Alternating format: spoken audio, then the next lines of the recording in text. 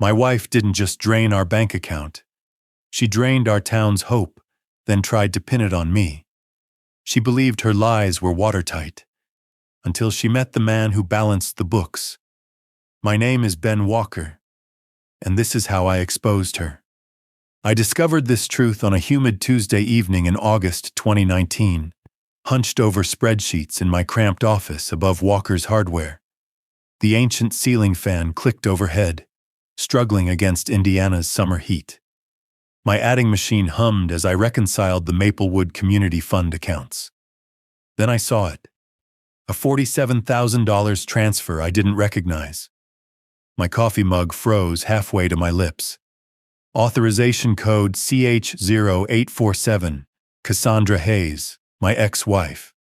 The divorce had been final for 9 weeks. I'm 42, certified accountant, volunteer treasurer for Maplewood's Community Revitalization Fund. For 8 years, I've guarded the money that keeps our town of 8,000 running. Playgrounds, road repairs, senior center renovations. That Tuesday night, staring at Cassie's code, I understood betrayal deeper than divorce. She hadn't just left me. She'd robbed our entire town. Maplewood runs in my blood.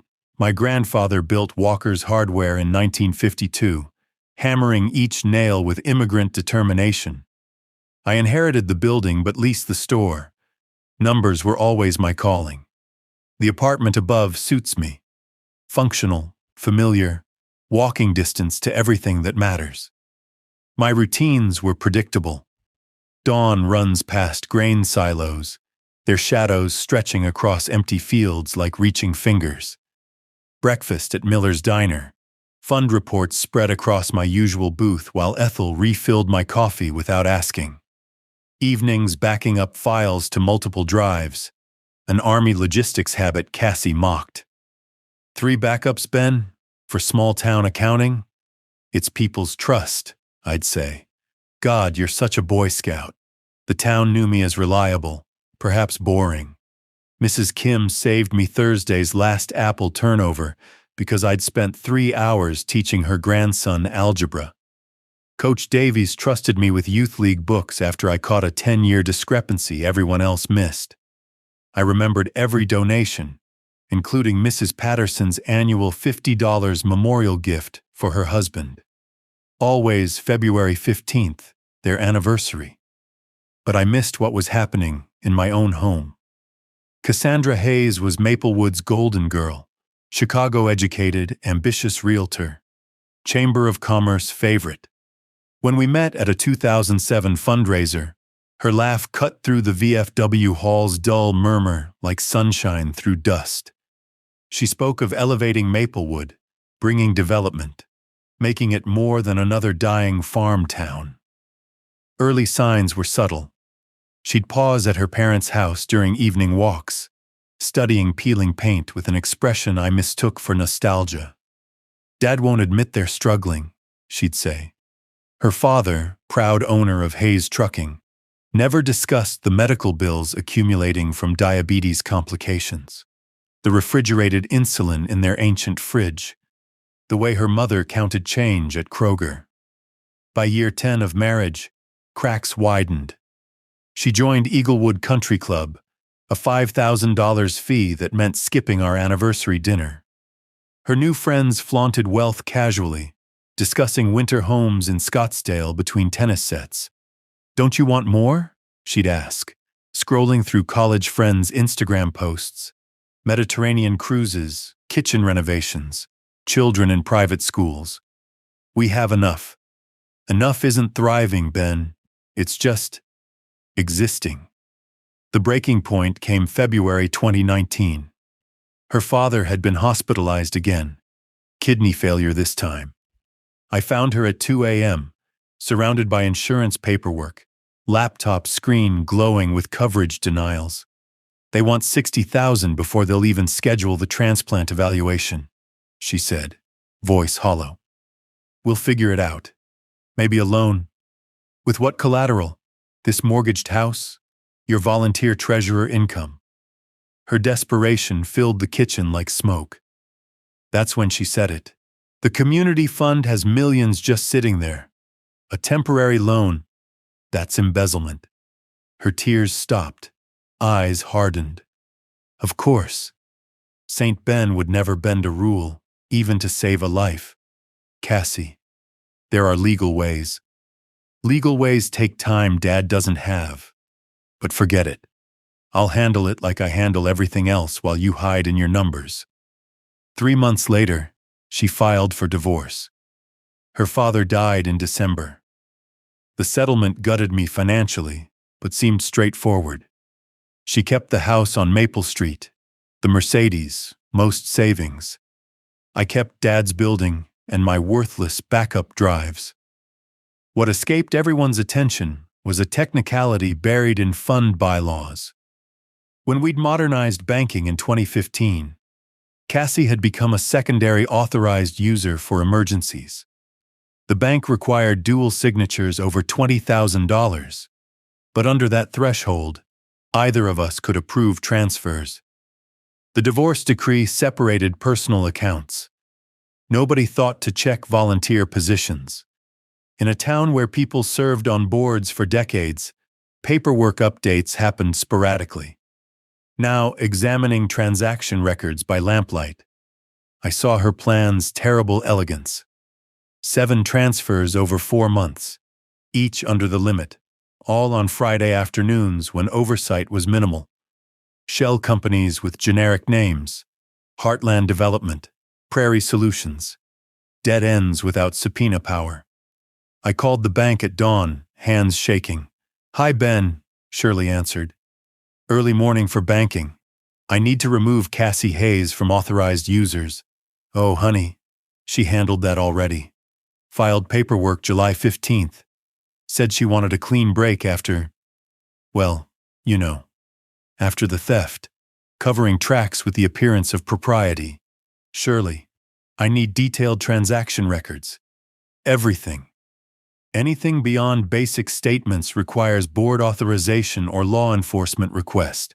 Federal privacy rules. Cassie had counted on that too. September's board meeting transformed my life.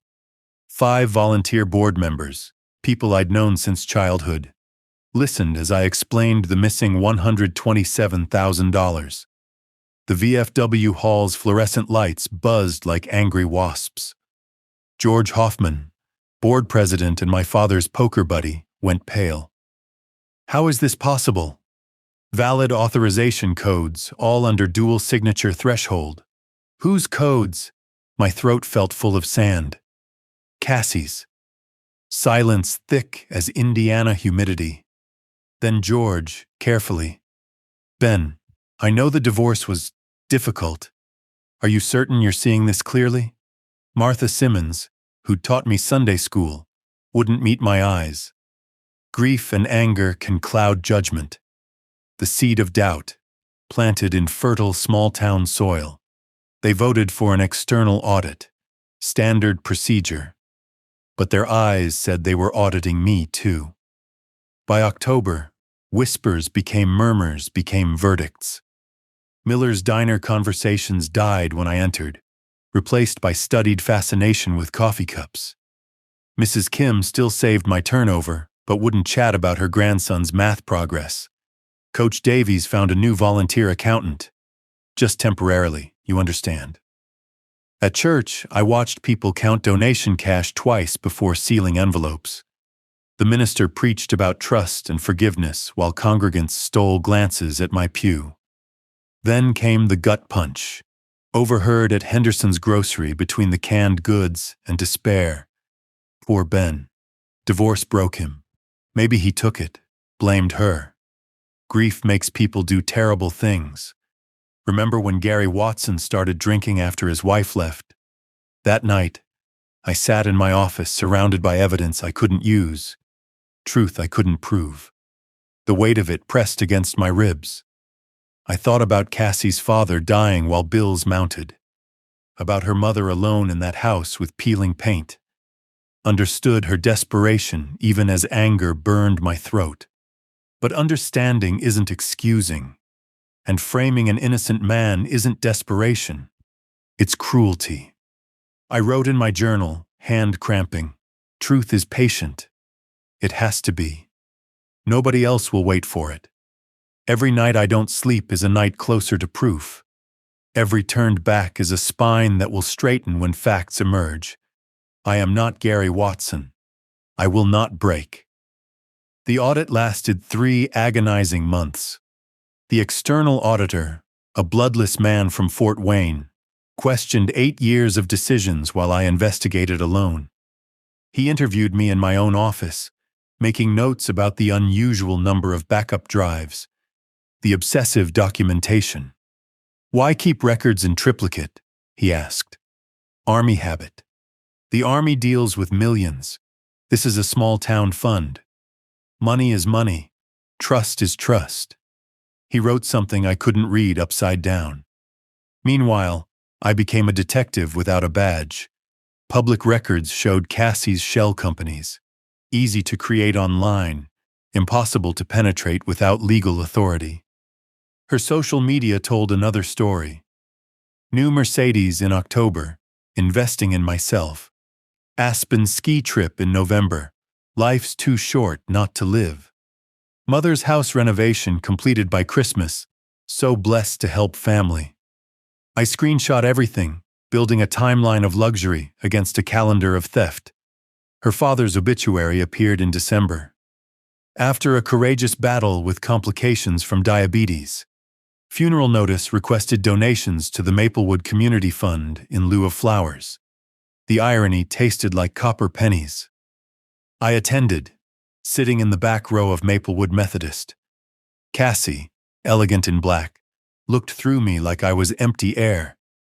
But I saw her shoulders tighten when the minister mentioned the memorial fund, watched her hands clench during Amazing Grace. Her mother approached me after. Ben, thank you for coming. Harold always respected you. I'm sorry for your loss, Patricia. The house renovation was Cassie's idea. Said she'd been saving for years to surprise us. Harold got to see it finished, at least. Her smile was fragile as old glass. Our daughter always finds a way. Yes, I thought. She certainly does. January 2020. The audit report landed like a judge's gavel, cleared but not clean. Funds transferred by authorized user during legitimate access period. Recommend law enforcement investigation and enhanced controls. We owe you an apology, George Hoffman said, not quite meeting my eyes. You did your duty, now do more. The vote for police involvement was unanimous, but reluctant. Small towns hate scandals worse than crime. Detective Sarah Wells arrived in February, State Police, Financial Crimes Unit, 15 years of following money like breadcrumbs. She commandeered the conference room, spreading files like tarot cards. Mr. Walker, I need absolute honesty. These investigations take time, years sometimes. The town already doubts you. Can you handle more waiting? Truth takes time, I said. I've got nothing but time. Your reputation may not survive even if you're vindicated. Then I'll have my integrity for company. She studied me. Most people would have moved away by now. This is my home. I don't run from my home. 18 months of investigation. I could only watch from the sidelines. Detective Wells subpoenaed records, traced shell companies through Delaware incorporations, followed digital breadcrumbs across state lines. She interviewed Cassie, who performed perfectly. I removed myself immediately after divorce, Cassie claimed, tape recorder spinning. Someone must have used my old codes. Ben had access to everything. Maybe he's confused about which codes were used. Brilliant, planting doubt while playing victim. But pixels don't lie. IP addresses from her Century 21 office computer. Digital signatures matching her typing patterns. The way she double-spaced after periods. Always used lowercase for LLC. Money flowing through shells to personal accounts like water finding its level. I lived in limbo, teaching part-time at the community college to pay bills, running at dawn when the town slept and couldn't judge, eating dinners alone while Detective Wells built her case one document at a time. The breakthrough came from pride. The contractor who'd renovated Patricia Hayes' house cracked under FBI questioning. He provided receipts from Midwest Property Solutions with Cassie's handwritten memo. Patricia Hayes' renovation urgent family matter. Pay in full by 12/1. Her need for her mother to know the renovation came from her, even if bought with stolen money, became the thread that unraveled everything. March 2021. Detective Wells called at 6 a.m. Arrest tomorrow. Thought you'd want to know. I sat on my bed, phone silent in my hand. No satisfaction, just exhaustion deep as marrow. The arrest made regional news. Maplewood realtor charged with embezzling $127,000 from community fund. Our quiet town thrust into spotlight like a reluctant actor. Reporters camped outside Miller's diner, asking locals about the scandal. But something shifted in those interviews. People who doubted me began defending the town, the fund, the decades of good it had done. The narrative changed from suspicion to protection. Mrs. Patterson arrived first with tuna casserole and fierce apology. I'm old enough to know better than listening to gossip. You protected our money even when we didn't protect you. Coach Davies returned with youth league books and shame-faced honesty. I was a coward, Ben. Afraid of being associated with scandal. You deserved better. George Hoffman asked me to resume full duties at a special board meeting. We failed you, he said publicly, officially. You never failed us. That ends now. One by one they came. Not just apologizing, but asking how to prevent future betrayals. The wound of doubt began healing through collective responsibility. The legal process stretched another year. Federal charges meant federal pace. Cassie's lawyer played every card. Grieving daughter, desperate caregiver, momentary lapse in judgment. I attended every hearing, watching her perform remorse like Shakespeare. I wrote the judge privately, acknowledging her father's bills while maintaining that desperation doesn't justify conspiracy and fraud, that framing an innocent person multiplied her crimes. The prosecutor called me before sentencing. She's looking at 6, 8 years standard. Your letter might reduce it. I told the truth. Let justice sort the rest. The sentence: 4 years federal prison, 3 years supervised release, full restitution. I visited her once at the federal facility in Terre Haute. Concrete walls and metal tables couldn't hide her exhaustion. She looked smaller but calmer in khaki uniform, like pressure had finally released. I told myself I was saving my family, she said across scratched plexiglass, that the town had enough to spare. We would have helped. There are programs. Pride doesn't ask for help, Ben. It takes. She laughed bitterly. Dad would rather die than take charity. Guess I'm his daughter after all. Is that what you taught yourself? That theft was better than asking? I taught myself that desperate people do desperate things. Then I taught myself to live with it. Until I couldn't.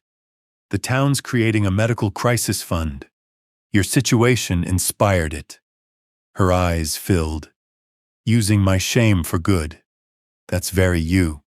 Maybe something useful comes from this. For them, not for me. Time will tell. She leaned forward. Do you hate me? I thought about 2 years of isolation, suspicion, watching my reputation crumble while she lived on stolen money. About the plan to frame me, the calculated cruelty of it. I hate what you did, who you became, but hate you. No. That would give you too much power over my life. She nodded slowly. I'm sorry, Ben, for all of it, especially for trying to make you the villain. You were just convenient. I know. Do you forgive me? Working on it. Ask me in 4 years. Today, August 2022. I stand in the Community Trust Office, renamed to reflect hard lessons learned. Morning light streams through windows my grandfather installed, illuminating new safeguards. Dual signatures on everything. Quarterly audits. Annual user reviews. Background checks. No more honor system. The Medical Crisis Fund has raised $200,000, helping 12 families avoid Cassie's desperate choices. Pride shouldn't cost more than a community can bear. Patricia Hayes volunteers there, processing applications with quiet understanding born from pain. Recovery came in pieces. $47,000 recouped through asset seizure. The Mercedes, jewelry, what remained in shell accounts. Insurance covered partial losses. Restitution payments will take a decade, garnished from whatever job Cassie finds after prison. But trust, that's been rebuilt deliberately, transparently. I train new treasurers now, teaching vigilance and compassion equally. Behind every number is a person, I tell them. Watch for patterns, but remember, pressure breaks people in predictable ways. Our job is to protect the fund and prevent the breaking. Morning runs still past the silos, but now people wave from their porches.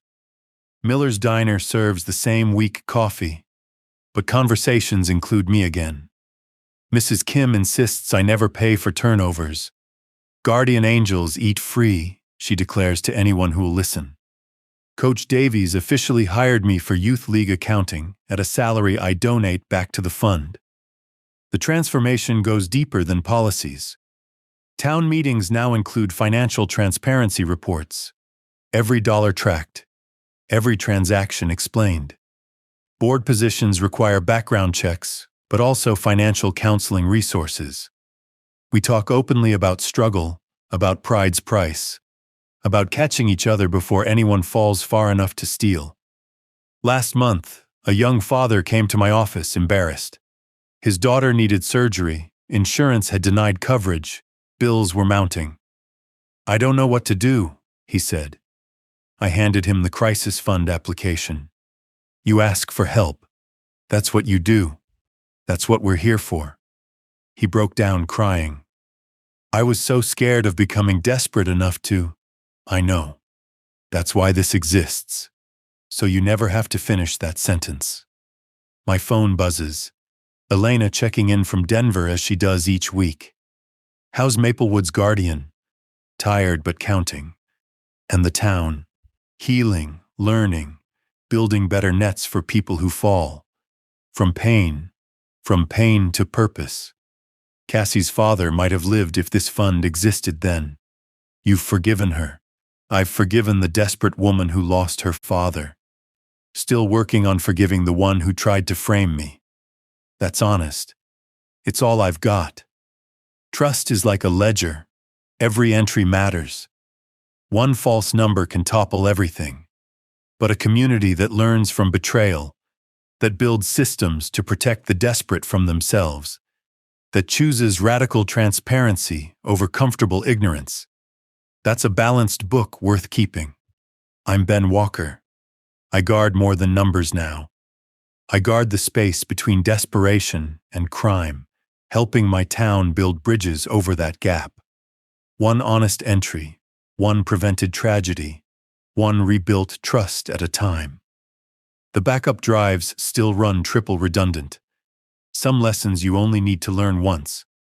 But forgiveness, that's a daily practice, requiring constant reconciliation between who people were, who they became, and who they might yet be. Like any good ledger, it's work that never truly ends. And that's exactly how it should be.